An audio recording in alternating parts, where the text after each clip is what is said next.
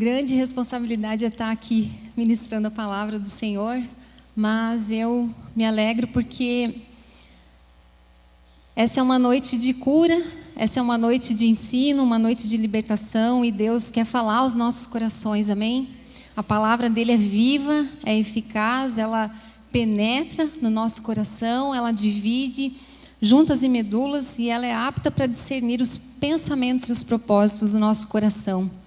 Então, tudo que nós mais precisamos é a palavra, amém?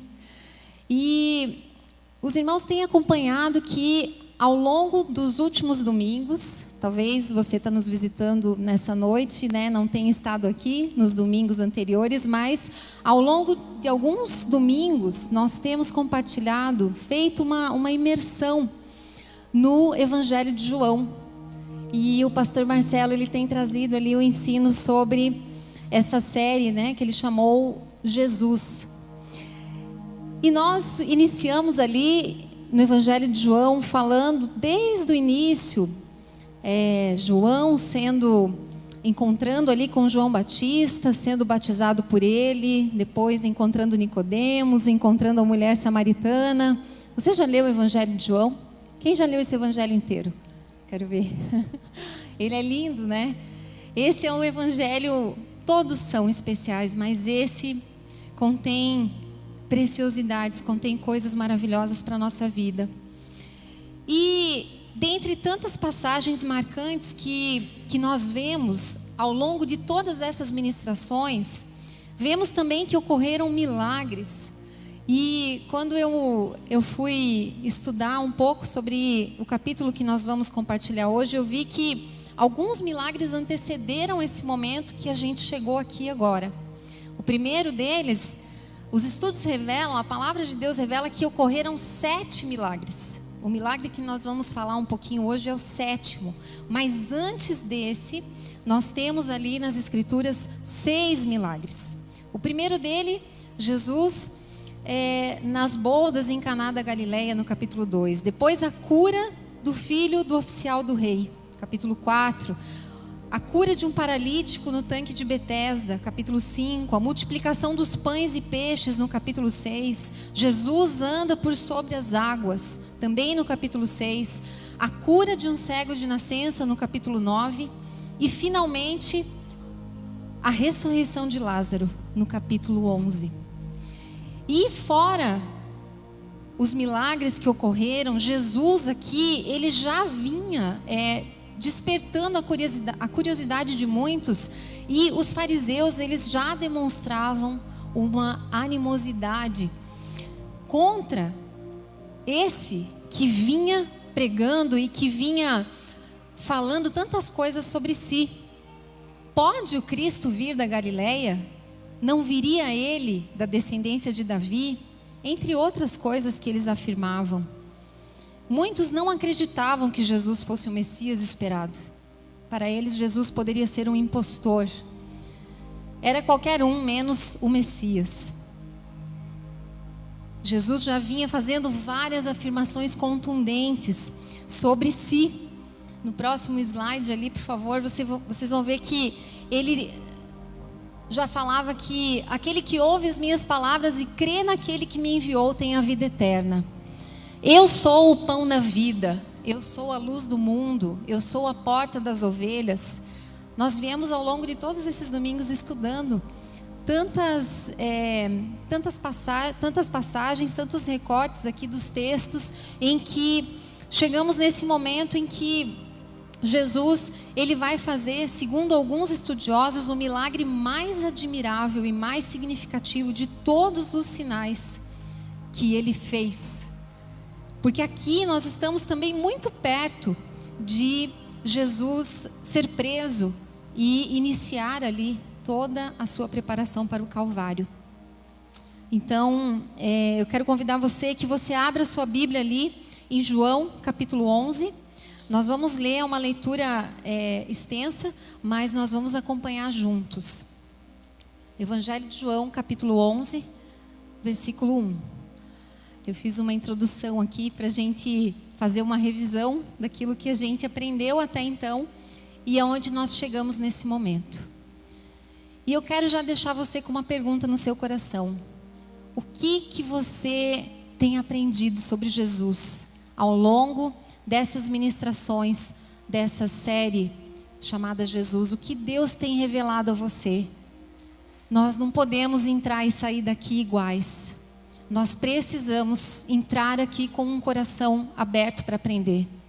Esses são dias em que a palavra de Deus ela está sendo entregue para nos transformar. Mas talvez venham dias em que nós não teremos essa abundância de liberdade do Evangelho ser pregado. Então nós precisamos pedir: Senhor, me dá um coração ensinável. Vamos ler juntos ali Evangelho de João, capítulo 11, versículo 1. Vou ler do 1 ao 7 e assim por diante os irmãos vão acompanhando comigo. A minha tradução aqui é a Revista e Atualizada. Talvez a sua tenha alguma diferença, mas nós vamos acompanhando juntos. A ressurreição de Lázaro. Estava enfermo Lázaro de Betânia, da aldeia de Maria e de sua irmã Marta. Essa Maria, cujo irmão Lázaro estava enfermo, era a mesma que ungiu com bálsamo o Senhor e lhe enxugou os pés com os seus cabelos. Mandaram, pois, as irmãs de Lázaro dizer a Jesus: Senhor, está enfermo aquele a quem amas. Ao receber a notícia, disse Jesus: essa enfermidade não é para a morte, mas sim para a glória de Deus, a fim de que o Filho de Deus seja por ela glorificado. Ora, amava Jesus a Marta, a sua irmã e a Lázaro. Quando, pois, soube que Lázaro estava doente, ainda se demorou 2 dias no lugar onde estava. Depois disse aos seus discípulos: vamos outra vez para a Judeia. Vamos lá para o versículo 11 agora. Isso dizia e depois lhes acrescentou: nosso amigo Lázaro adormeceu, mas vou despertá-lo. Disseram-lhe, pois, os discípulos: Senhor, se dorme, estará salvo. Jesus, porém, falara com respeito à morte de Lázaro, mas eles supunham que tinha falado do repouso do sono. Então Jesus disse claramente: Lázaro morreu. E por vossa causa me alegro de que lá não estivesse, para que possais crer. Mas vamos ter com ele. Versículo 17. Chegando Jesus, encontrou Lázaro já sepultado, havia 4 dias. Ora, Betânia estava a cerca de 15 estádios perto de Jerusalém. Muitos dentre os judeus tinham vindo ter com Marta e Maria para consolá-las a respeito do seu irmão. Marta, quando soube que Jesus vinha, saiu ao seu encontro. Maria, porém, ficou sentada em casa. Disse, pois, Marta a Jesus: Senhor, se o Senhor estivesse aqui, não teria morrido meu irmão. Mas também sei que mesmo agora, tudo quanto pedires a Deus, Deus te concederá. Declarou-lhes então Jesus: teu irmão há de ressurgir. Replicou Marta: eu sei, ele há de ressurgir na ressurreição, no último dia. Disse-lhe Jesus: eu sou a ressurreição e a vida. Quem crê em mim, ainda que morra, viverá. E todo que vive e crê em mim não morrerá eternamente. Crês isso? Sim, Senhor, respondeu ela. Eu tenho crido que tu és o Cristo, o Filho de Deus que devia vir ao mundo. Versículo 31. Os judeus que estavam com Maria em casa e a consolavam, vendo-a levantar-se depressa e sair, seguiram-na, supondo que ela ia ao túmulo para chorar. Quando Maria chegou ao lugar onde estava Jesus, ao vê-lo, lançou-se-lhe aos seus pés, dizendo: Senhor, se estivesses aqui, meu irmão não teria morrido. Jesus, vendo-a chorar, e bem assim os judeus que a acompanhavam, agitou-se no espírito e comoveu-se. E perguntou: onde o sepultastes? Eles lhes responderam: Senhor, vem e vê. Jesus chorou. Então disseram os judeus: vede quanto o amava. Mas alguns objetaram: não podia ele, que abriu os olhos ao cego, fazer com que esse não morresse?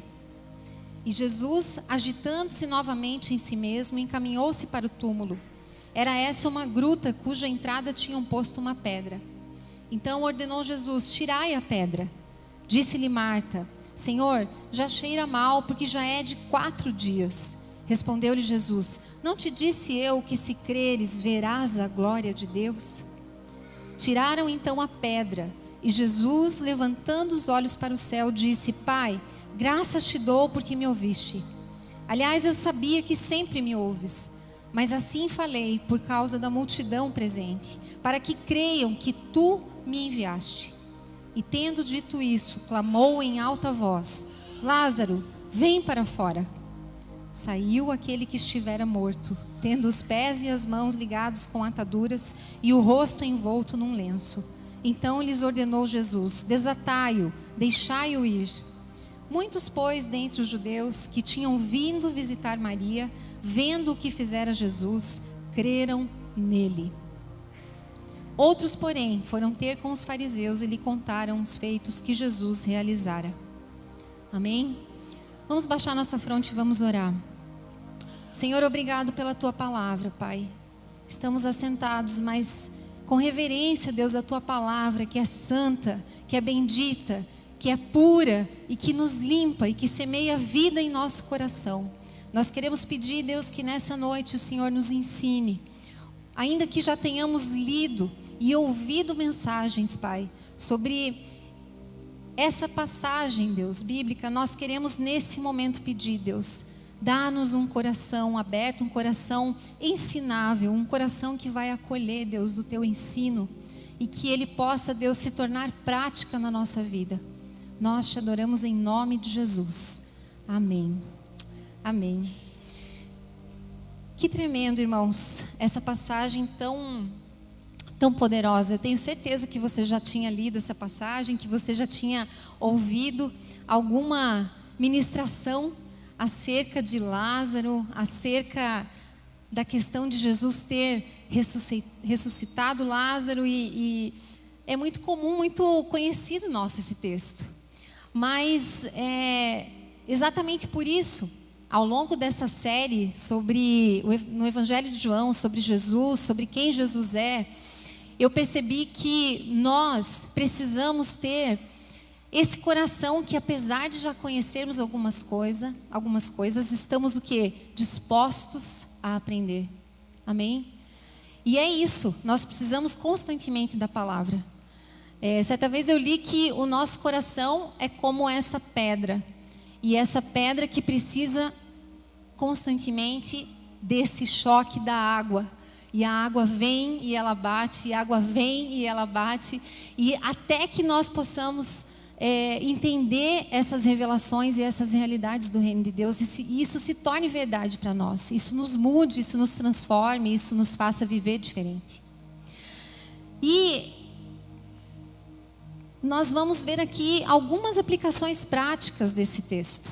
Ali no próximo slide, por favor, se vocês puderem mudar lá atrás, eu quero falar que a primeira aplicação prática que podemos perceber aqui é como nós lidamos com o sofrimento. O sofrimento e o ser humano, o sofrimento e a nossa condição humana de enfrentá-lo.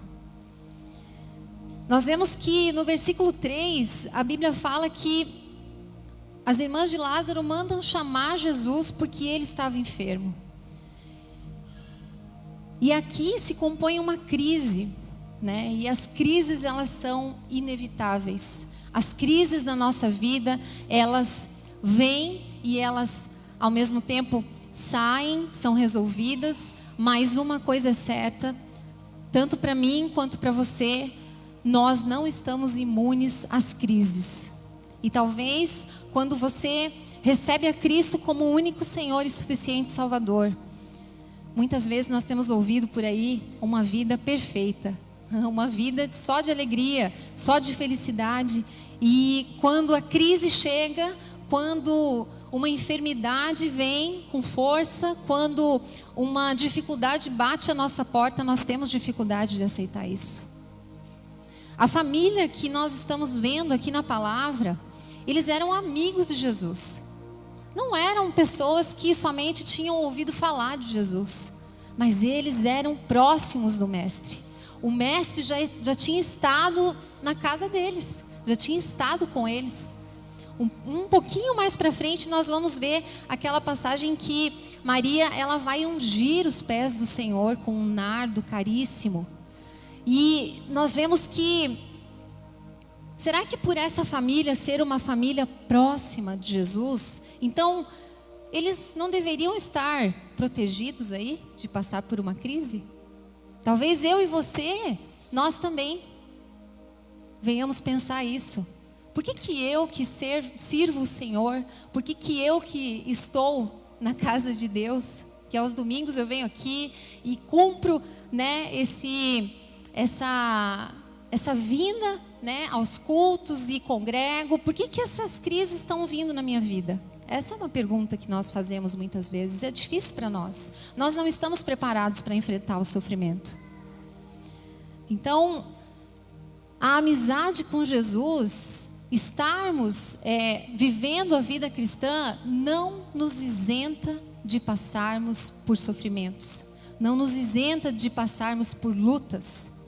E talvez é somente quando nós enfrentamos essas lutas e quando nós somos provados pelo fogo da aflição, é que o Senhor vai nos levar para mais perto ainda dele. É que o Senhor vai fortalecer a nossa fé de formas que talvez de outras formas não aconteceria. Mesmo para aqueles que conhecem a Jesus e caminham com Ele, as crises serão inevitáveis. Pensa aí na tua vida. Talvez hoje você possa estar passando um momento de calmaria. Um momento em que você superou alguma dificuldade, alguma coisa difícil. Mas você passou por algo que te forjou uma fé diferente. Amém? Então, o fogo das aflições vem para todos. Vem para aqueles que talvez estão caminhando já e servindo a Deus, vem para aqueles que ainda não estão tão ativos. O fato de estarmos na obra de Deus até não nos priva também. O sofrimento é para todos, o sofrimento chegou para essa família. E preparando esse estudo, eu lembrei de uma frase que certa vez eu li e que falou muito comigo. Está aqui, C.S. Lewis, ele fala: Deus, Ele sussurra em nossos ouvidos por meio do prazer, Ele nos fala mediante a nossa consciência, mas Ele clama em alta voz por intermédio da dor. Esse é o megafone de Deus para o despertar do homem. Deus usa as circunstâncias, Deus usa as situações, e é por isso que a vida cristã, ela fala do nosso congregar, ela fala do corpo de Cristo, ela fala de estarmos juntos aqui, mas ela é individual também. O tratamento de Deus é individual nas nossas vidas.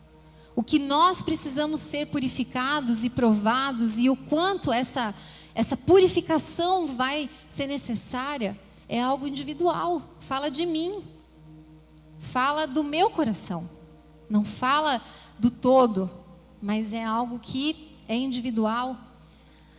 Deus sabia, Jesus sabia o que precisava ser tratado ali naquela família de amigos dele.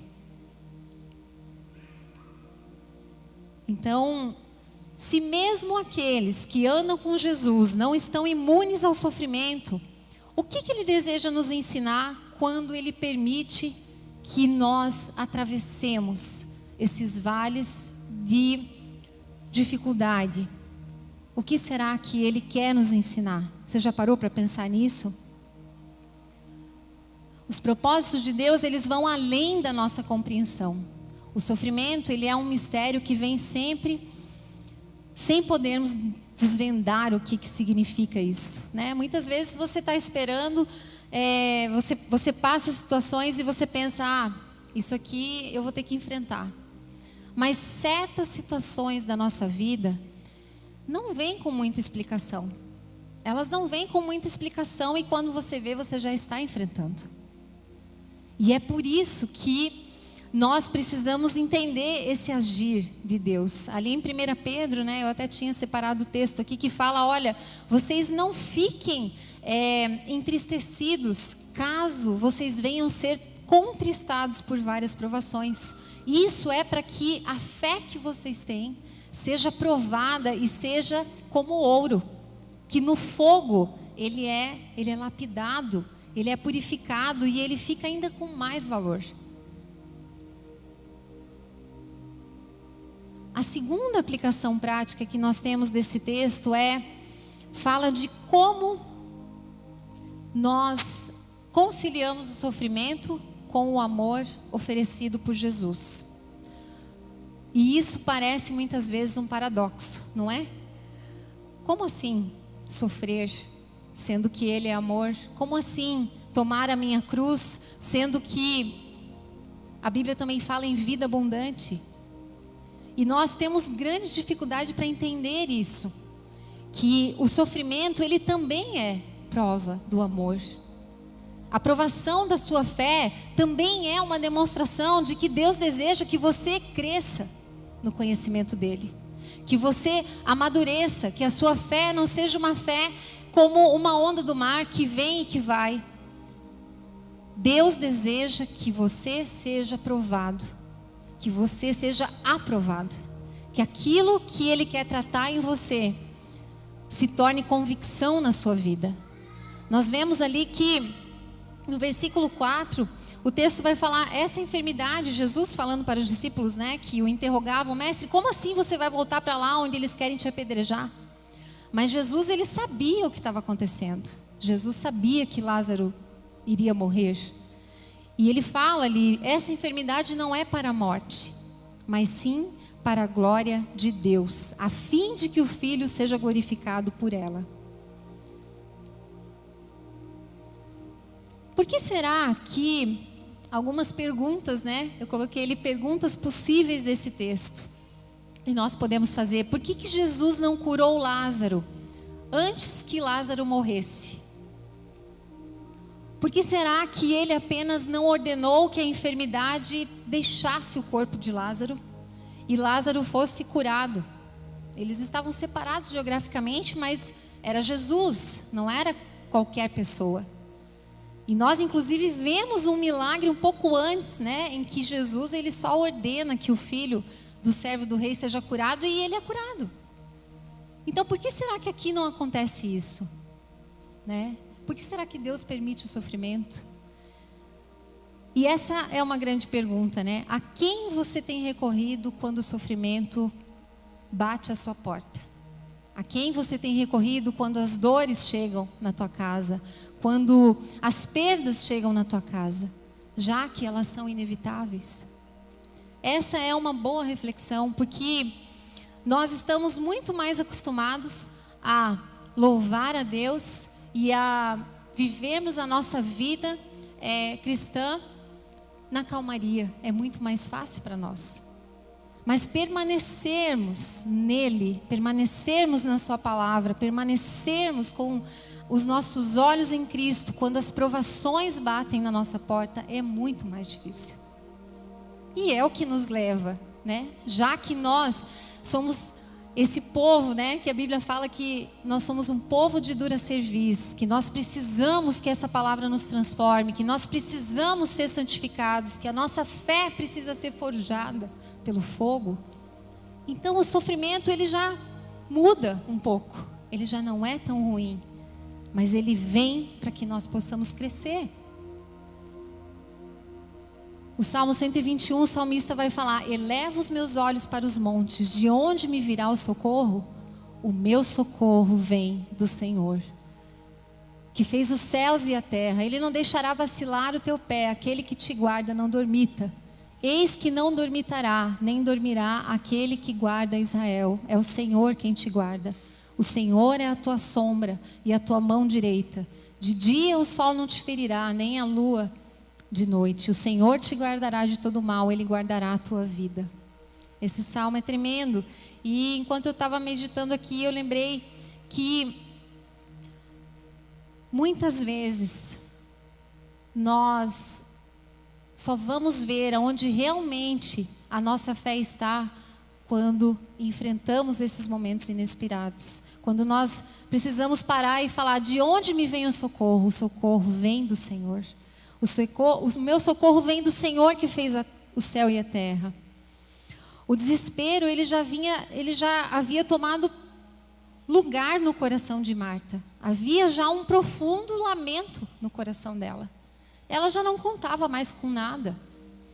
Porque nós vamos ver que propositalmente No versículo 6, a Bíblia fala que Jesus ele ainda se demorou 2 dias onde ele estava. Então, um dia, o servo deles leva para chegar até onde Jesus estava. Jesus toma conhecimento do que estava acontecendo. Ele fica 2 dias lá, para daí então ele voltar e ir até o encontro de Marta e Maria.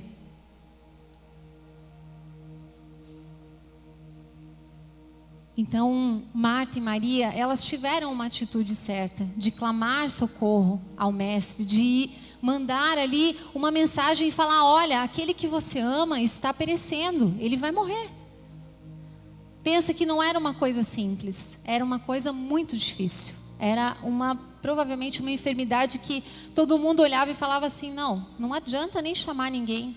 Ele está morto, ele vai morrer, ele não vai conseguir vencer essa enfermidade.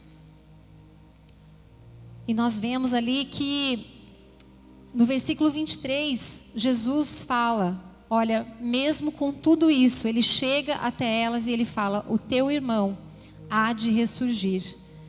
E aqui vem a maior afirmação da divindade de Jesus, quando ele diz: eu sou a ressurreição e a vida. Quem crê em mim, ainda que morra, viverá. A maior afirmação da divindade de Jesus está aqui, nesse trecho em que ele fala sobre si mesmo. Agora pensa que escândalo para aqueles que não acreditavam em quem Jesus era. Que difícil para Marta e Maria, amigas do Mestre, uma família amiga, uma família próxima, enfrentar algo assim. Mas Jesus, quando chega ali, ele demonstra, né, e a palavra de Deus ela registra ali que Jesus ele fica condoído, ele fica com compaixão, ele chega ali e ele sente a dor.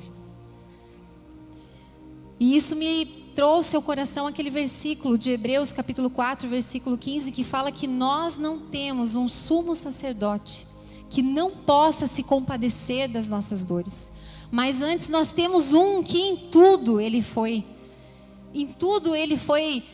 provado. Todas as dores, todas as dúvidas, todas as dificuldades do ser humano, em tudo isso Jesus conheceu. Por isso que nós podemos recorrer a Ele. Ele é o único que pode mudar qualquer situação. É a Ele que nós temos que buscar socorro. A quem você tem recorrido nas suas situações difíceis?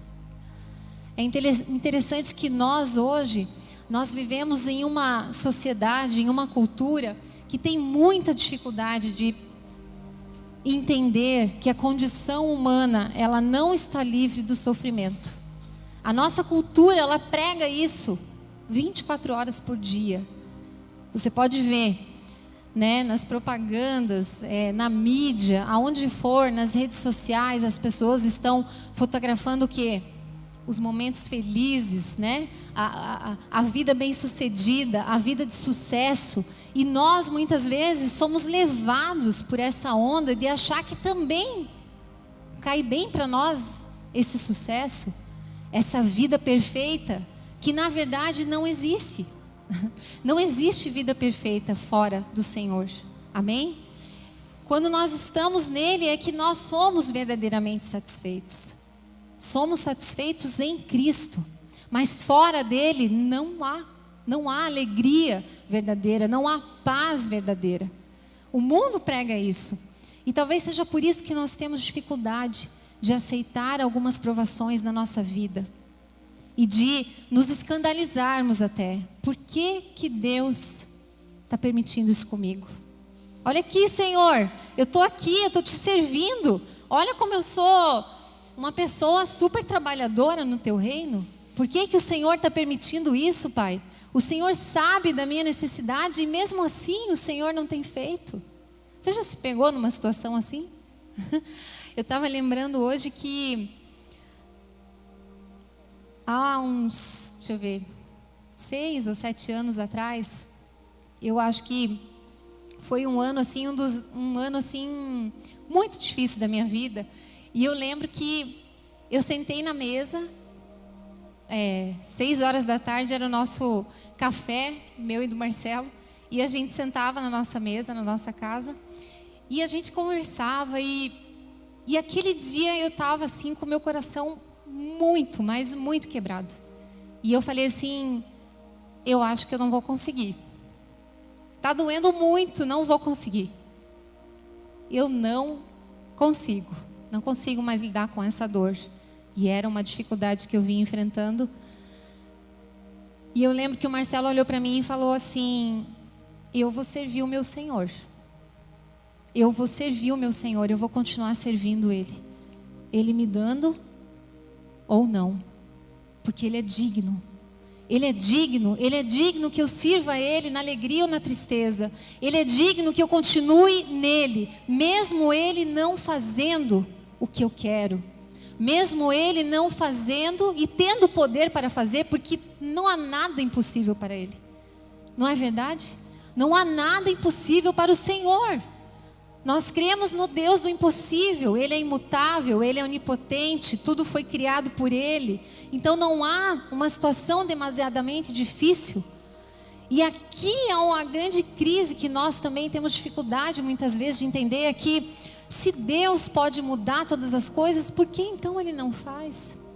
Por que então Ele permite? Por que é então que eu estou vivendo isso?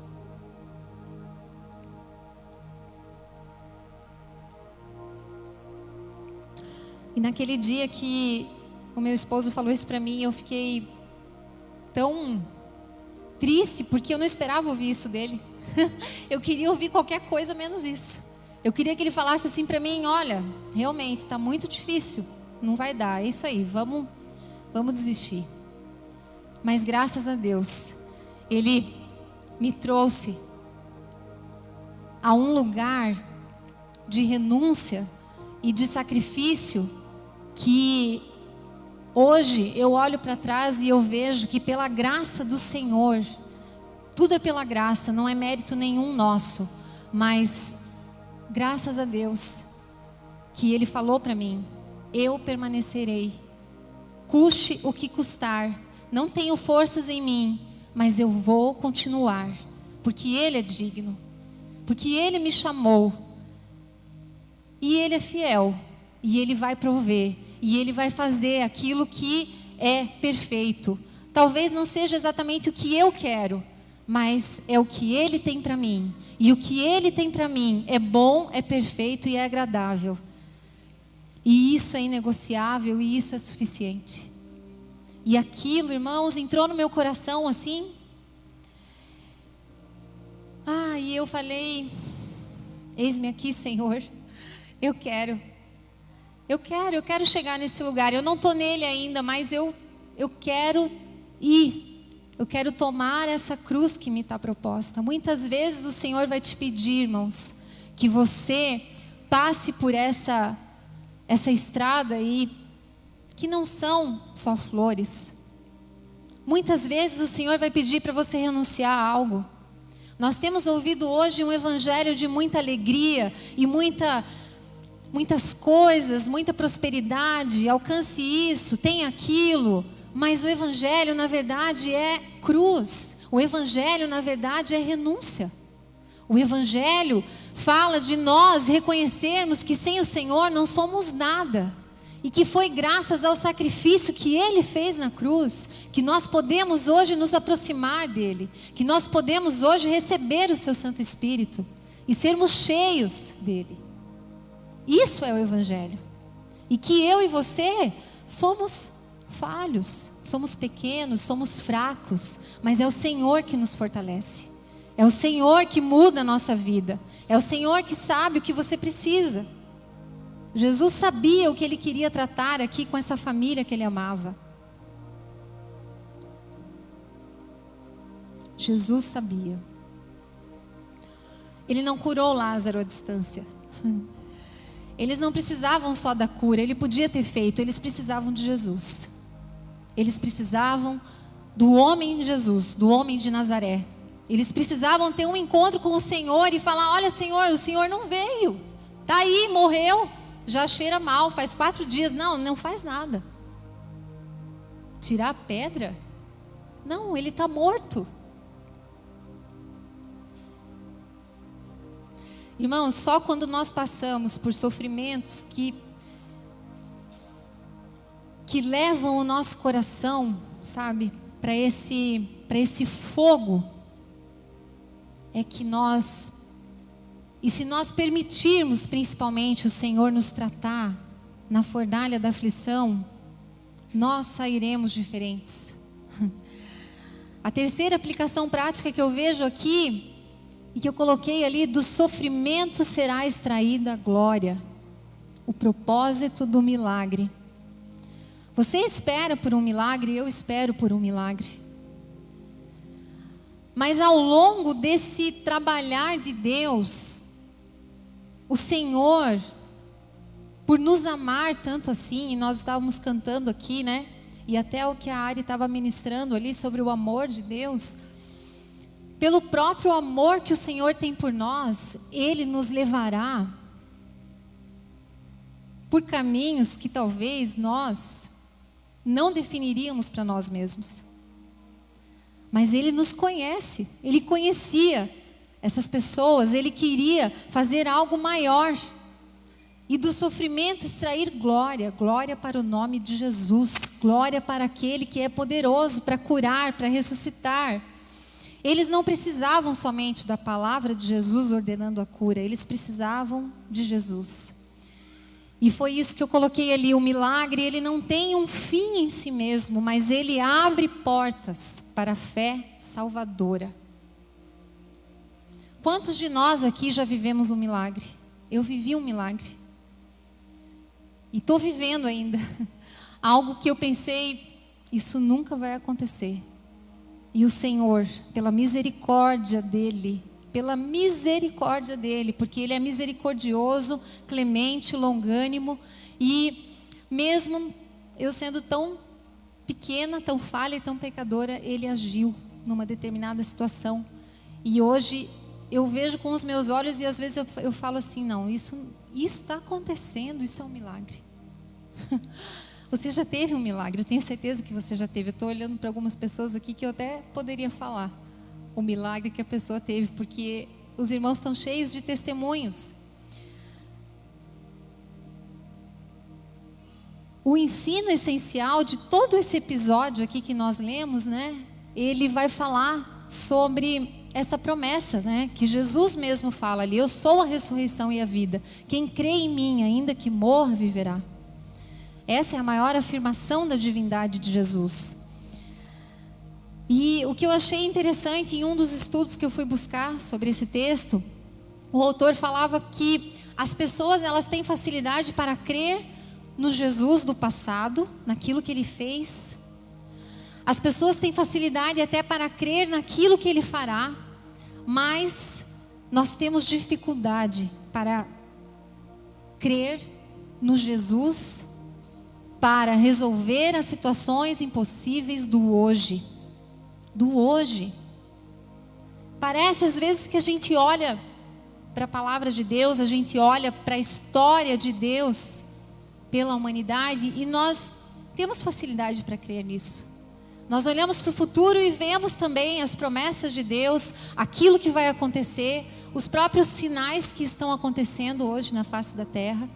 E nós também pensamos: Jesus vai voltar, Ele está às portas. Amém? Mas e hoje? E o Jesus Todo-Poderoso que pode operar um milagre no hoje? A palavra de Deus fala ali em Hebreus capítulo 13, versículo 8: Jesus é o mesmo ontem, hoje e eternamente. Amém? Ele tem todo o poder. Ele é o Filho de Deus vindo ao mundo. E nele não há nenhuma mudança. Toda a onipotência pertence a Ele. O seu nome tem poder, né? Nós cantamos aqui, eu achei tão interessante porque essa música tinha tudo a ver. E a gente nem se conversou. Então, nós temos duas grandes aplicações aqui, né? Nesse terceiro ponto: tratar sobre a fé e tratar sobre a incredulidade. Temos um milagre extraordinário, de um efeito colossal, porque depois daqui, se já tinha fariseus e já tinha ali os judeus muito desgostosos com tudo que Jesus estava fazendo e com tudo que ele afirmava sobre ele mesmo, irmãos, a partir daqui, Jesus já começa toda a preparação para ele ser preso e crucificado. Então, esse milagre, ele foi como que uma gota d'água para aqueles que o perseguiam. Mas para nós, essa passagem, esse trecho, que teria muito mais coisa para nós falarmos aqui, com certeza, traz para nós um dos maiores fundamentos da nossa fé, que deve ser crermos na divindade, no poder de Jesus. Porque ele afirma: eu sou a ressurreição e a vida. Aquele que crê em mim, ainda que morra, viverá. Esse Jesus é o Jesus que você hoje, estando aqui nessa igreja, cantou o nome dele. Esse é o Jesus que você invoca e que você declara crer. Mas nós precisamos sair, talvez, de um âmbito muito ainda abstrato do nosso entendimento da fé para a prática, para experimentarmos do poder de Jesus no hoje, para experimentarmos do poder de Jesus e os milagres que Ele pode fazer na nossa vida hoje. Mas essa confiança, irmãos, essa revelação, ela só vem quando nós temos comunhão com Ele. Nós não podemos conhecê-lo somente de ouvir falar. Nós precisamos conhecê-lo, de termos comunhão com Ele, de convidá-lo para estar conosco na nossa mesa, de convidá-lo para entrar no nosso coração. E a palavra de Deus fala: eis que estou à porta e bato.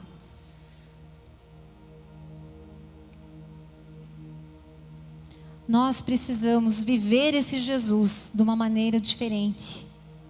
Como está a sua fé? Como estão as suas convicções? Como está a sua comunhão com Ele? Ele é Deus Todo-Poderoso, ontem, eternamente, mas hoje, no milagre que você precisa hoje, que talvez você possa dizer para mim: nem tire a pedra, já está enterrado, isso eu já não vou nem mais levar em oração a Deus. Ele tem poder para mudar, nele reside todo o poder, toda a autoridade. Não há nenhum Deus como o nosso Deus, a palavra de Deus afirma. Amém?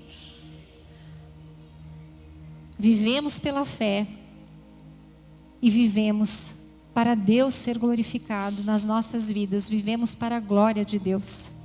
Amém? Nós teríamos tantas outras coisas para falar sobre esse texto, irmãos. Foi um grande desafio para mim. Eu sempre vinha conversando com o pastor Marcelo: qual vai ser o capítulo que você vai passar para mim? Que eu já quero ir estudando. E aí chegou aqui no capítulo 11 e eu falei para ele: o capítulo 11 é muito profundo, é muito extenso, é maravilhoso. Por que você está passando para mim isso? Dobre seu joelho, deixe Deus te usar. Amém? Mas que o Senhor possa trazer esperança ao nosso coração. Irmãos, você serve um Deus verdadeiro. Você serve um Deus de milagres. Essas não podem ser frases bonitas. Elas precisam fazer sentido na nossa vida hoje. Elas precisam encontrar lugar profundo no nosso coração. As nossas vidas precisam ser estabelecidas nessa verdade. Amém? Vamos baixar nossas frontes e vamos orar. Pai, graças te damos, Senhor, porque quão profunda é a Tua palavra, Deus. Quão profundo, quão altos são os Teus pensamentos, Pai, a nosso respeito. A ponto de querer, Deus, que possamos desejar experimentar, Deus, o Teu milagre na nossa vida. Mas mais do que aquilo que o Senhor pode fazer, movido pela Tua infinita misericórdia em direção às nossas vidas, o Senhor deseja que nós venhamos desejá-lo, que nós venhamos querer ter um encontro contigo. Não só aquilo que o Senhor pode fazer, não só aquilo que o Senhor pode resolver para nós nas nossas vidas. Isso é fácil, a ti pertence todo o poder. Nas tuas mãos está a vida, e nas tuas palavras, Pai, a vida eterna. Passarão todas as coisas, mas a tua palavra não passará. Mas a grande questão para nós é que nós devemos desejar mais do que o milagre, desejar o Senhor, desejar ter comunhão profunda e verdadeira contigo, de forma que a nossa vida possa ser impactada, de forma que a nossa vida possa mudar o rumo, possa mudar o curso. E nessa hora eu peço, Deus, para cada um aqui, Senhor. Talvez muitos de nós temos aí situações que são como esse Lázaro, que estava ali já há 4 dias. Situações que nós não queremos mais mexer. Situações que nós já decretamos que está encerrado, que não tem mais o que o Senhor possa fazer. Há muitas situações assim. Talvez há relacionamentos assim. Talvez há casamentos. Eu não sei, Senhor, aquilo que cada um de nós tem dentro de si, mas o Senhor sabe. O Senhor conhece cada coração. O Senhor conhece cada porvir. O Senhor conhece as vidas que estão aqui hoje. E nós cremos que essa palavra, nessa noite, ela está vindo, Deus, com um propósito. Nenhuma palavra que sai da tua boca voltará para ti vazia, mas antes fará o que o Senhor designou. Por isso, Deus, que os nossos corações estejam aptos, Pai, aptos para acolher a tua palavra. Que a nossa fé possa ser sacudida, Deus, em dias de tanta dificuldade, em dias de tanta dor, em dias, Pai, que talvez a nossa alegria tem sido, ela está acontecendo nas nossas vidas, mas se nós olharmos para o lado ou para o outro, há dor e desolação. Pai, mas o Senhor deseja que nós venhamos permanecer crendo e experimentando do teu poder na nossa vida hoje. Não só o que o Senhor fez no passado, não só o que o Senhor fará, mas no hoje, no presente, naquilo que nós precisamos. Eu oro, Deus, para que o Senhor venha sacudir o nosso coração. Venha, Deus, acender os nossos corações, Pai. Que a chama da fé seja aumentada. Que nós possamos viver milagres, ver feitos com os nossos próprios olhos, para que o nome de Jesus seja glorificado. Mas que principalmente nós possamos testemunhar. Eu estive com o Mestre, eu olhei nos olhos dele. Ele tem olhos de fogo. Ele me conhece, ele sabe quem eu sou. Eu estive com ele. E eu não quero mais largar isso. Eu não quero mais sair desse lugar. Ajuda-nos, Senhor. Nós precisamos dessa paixão no nosso coração. Eu oro, Deus, entregando cada um de nós, os nossos corações na tua presença. E rendendo a ti toda a glória. Em nome de Jesus. Amém e amém.